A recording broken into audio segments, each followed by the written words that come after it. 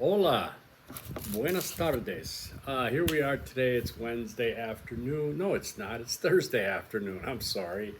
Uh, the days fly by. I thought I'd post another video. I don't know if I'm breaking a personal record, but I thought I would just jump in, pick up somewhat where I left off yesterday, and look at some of the new developments today. Okay, so jumping right into it, let me just tell you. Okay, I finished scoring the proposals. Overall, guys rocked. Okay, you really did. It's a tough thing to get into. It's tough for me to get my mind right, but I got my mind right, and I think you did a great job overall. If there was any issues that I brought up to you specifically, please repair them, and we can keep going, right? But overall, I thought you guys presented a good start to your project here. One of the things that I'm going to emphasize, and I continue to emphasize to all the students, is let's see how I can put this. First of all, bring it down, right? Take it down. Especially if you're into like a sustainability issue, climate change issue, take it down. You got to take it down locally. Think locally, okay? That's the important thing right now. I want to emphasize that the course name, did I say this already? Problem solving for social change. It is not problem analysis for changing things the way I want to see them. Okay, that's kind of a sloppy way of saying it. But you understand what I'm going at here, okay? We're working at an academic level, all right, first of all.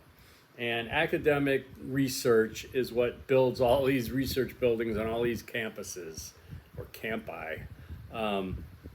So what we're doing is problem solving for social change. That means we need to find the problem that we could actually wrap ourselves around and try to promote solutions to change it, okay? I'll use an example because I don't think anybody in class has, but for example, let's think about the crisis in the Middle East right now, okay, which has been something that I've been saying since I was a child, basically, so it's been going on for a long time.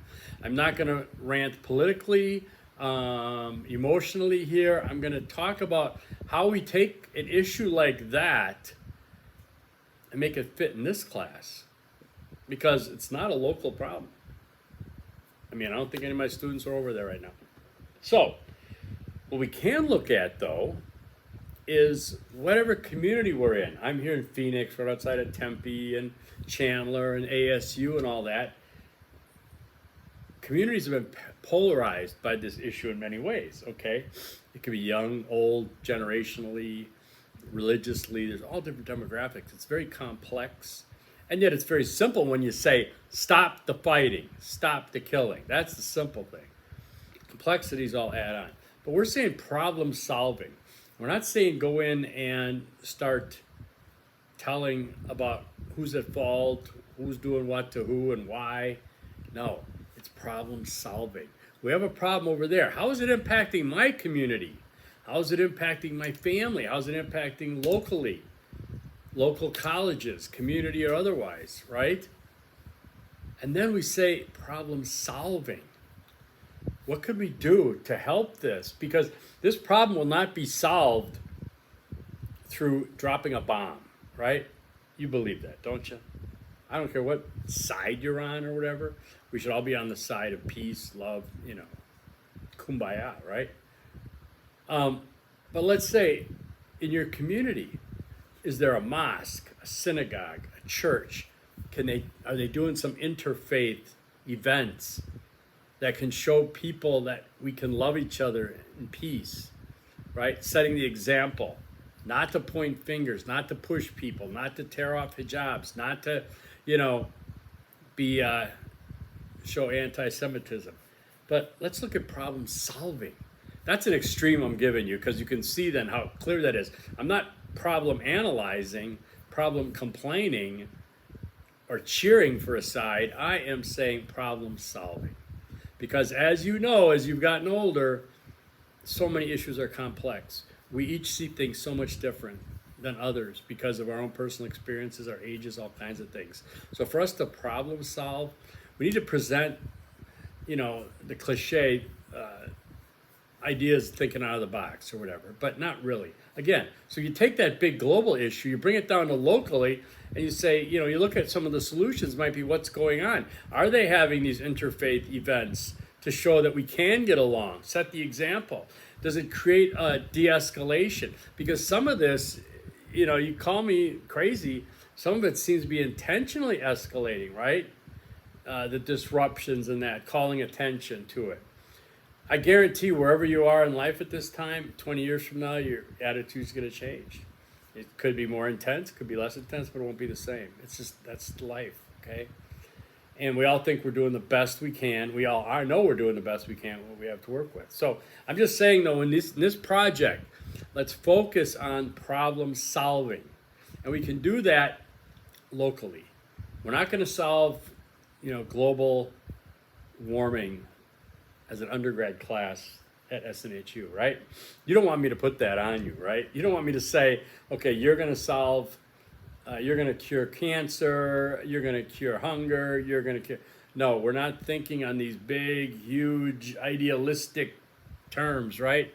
We're bringing it down to a local level where change can be had, right? Where you can influence, where you can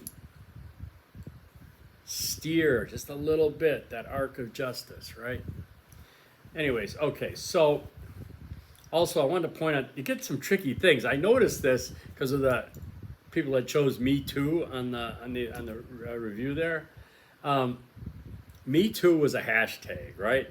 So it's a new kind of lexicon, things that we're using in our language.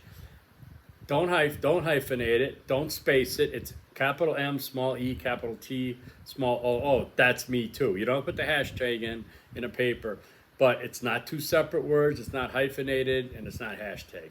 So look at these things, and sometimes you got to listen to your Word doc when it says it's spelt wrong. Keep that in mind. These are just pro tips.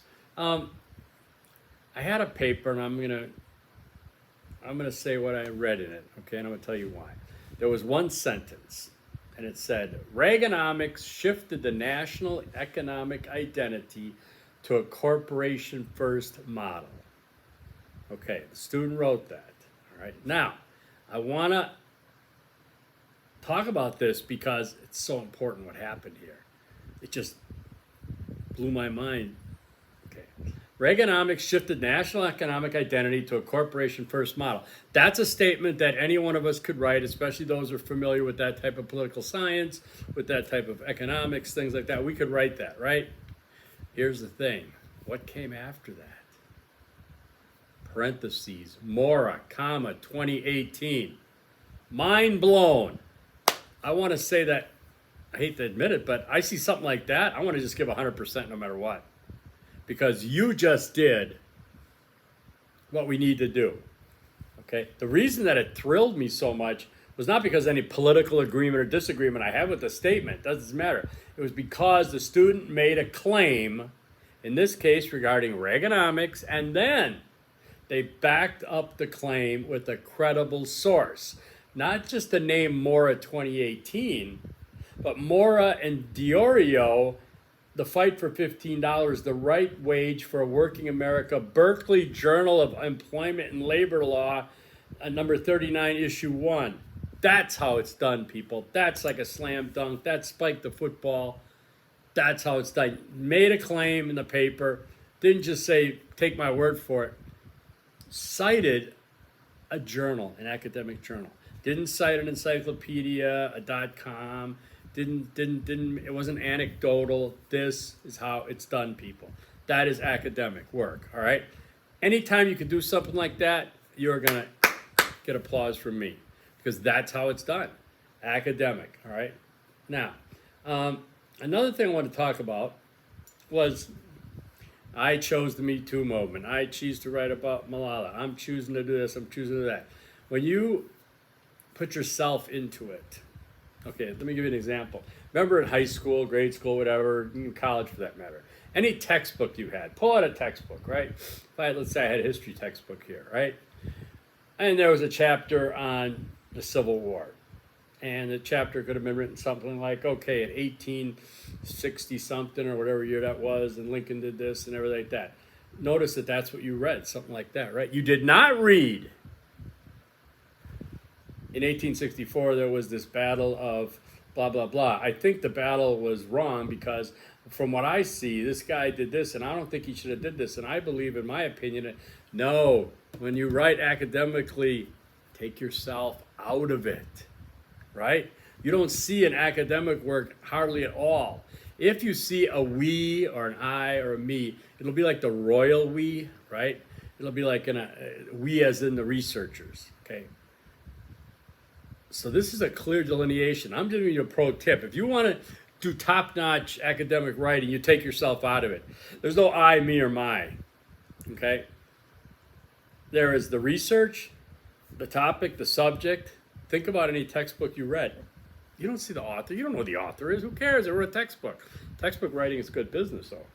But you'll notice they don't put themselves in it because that's not how academic writing is done. And I really want to emphasize that because I'm seeing signs of it that some of you know that, some of you don't. If you want to know it, there you are, okay? If you want to know what thrills me, that's an academic paper, okay?